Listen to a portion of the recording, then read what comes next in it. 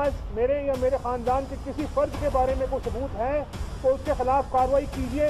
मुझे आज कम से कम मेरा इतना हक है कि मैं पूछूं कि मेरा कसूर या जो कोई इल्ज़ाम है वो भी बता दें। मैंने कहा आप मुझे काइंडली ये बताइए कि हम पे इल्ज़ाम क्या है। मैंने तो एक एक पाई का हिसाब दे दिया है।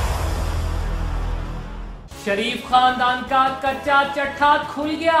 वजीर आजम, उनके साहिबजादों और मरियम नवाज की आमदनी और असासों में तजाद है। मुजरिम तस्वुर किया जाए। GIT की रिपोर्ट सुप्रीम कोर्ट में जमा। नैब में रेफरेंस दायर करने की सिफारिश। अपने वालिद के बाद, अपने चचा के बाद, अपने भाइयों की, जो दोनों भाई मेरे पीछे खड़े हैं, उनकी पे दर पे पेशियों के बाद मैंने आज वो कर्ज उतार दिया जो मुझ पे वाजिब भी नहीं।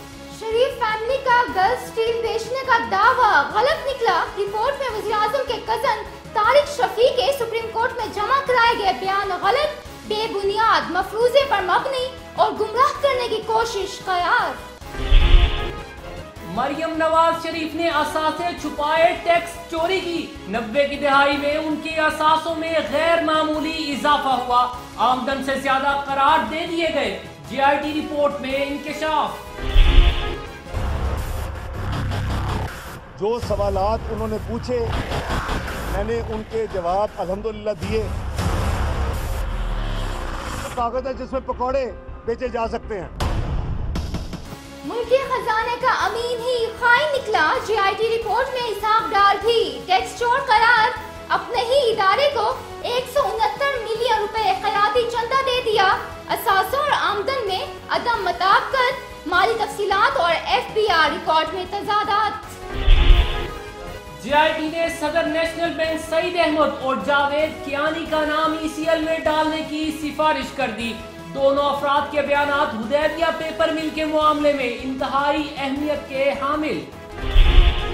हम इस रिपोर्ट को रद्दी करार देके मुस्तरद कर। मुस्लिम लीग नून ने GIT की रिपोर्ट रद्दी करार देकर मुस्तरद कर दी। एहसन इकबाल कहते हैं GIT की रिपोर्ट धरना नंबर 3 है। रिपोर्ट धरना नंबर 1 और 2 की तरह नाकाम होगी। GIT की रिपोर्ट में तफसीली शवाहिद है जिसके बाद वजीर आजम नवाज शरीफ नाअहली से नहीं बच सकेंगे। GIT रिपोर्ट के बाद बैरिस्टर फरोग नसीम का तबसरा। नवाज शरीफ के पास मुस्ताफी होने के सिवा कोई रास्ता नहीं। शरीफ खानदान ने अपनी चोरी छुपाने के लिए इदारों से गलत काम करवाए, लेकिन सारी चीजें कौम के सामने आ चुकी। चेयरमैन तहरीक-ए-इंसाफ इमरान खान की press conference. District jail Sargodha में कत्ल के 3 मुजरिमों को फांसी दे दी गई। सदर पाकिस्तान की तरफ से रहम की अपील मुस्तरद होने के बाद तीनों को फांसी दी गई। मैजिस्ट्रेट की जानिब से तस्दीक के बाद लाशें वुरसा के हवाले।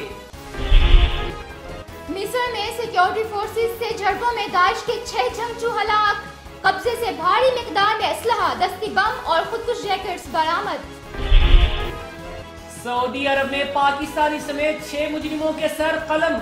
एक पाकिस्तानी शहरी को मंशिया स्मगल करने जबकि 5 सऊदी शहरियों के सर कत्ल के जुर्म में कलम किए गए।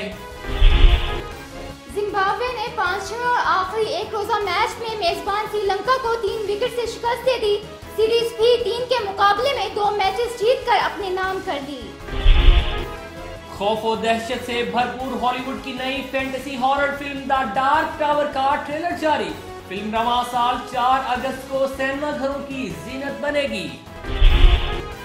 GIT रिपोर्ट के बाद पाकिस्तान स्टॉक एक्सचेंज में मंदी का रुझान। PSX इंडेक्स 45,000 की नफसियाती हद से गिर गया। सिर्फ 4 मिनट के दौरान 1300 पॉइंट से महरूम। और स्पेन में बिखरे हुए बैलों से छेड़छाड़ का मेला। इनकाद हर साल 7 जुलाई से 14 जुलाई तक किया जाता है। मुकाबले को देखने के लिए दुनिया भर से शायकीन की बड़ी तादाद जमा हो गई। अस्सलामुअलैकुम, तहलका न्यूज के साथ मैं हूं आमिर बेग और मैं हूं नुसरत खलील। हेडलाइंस आपने जानी।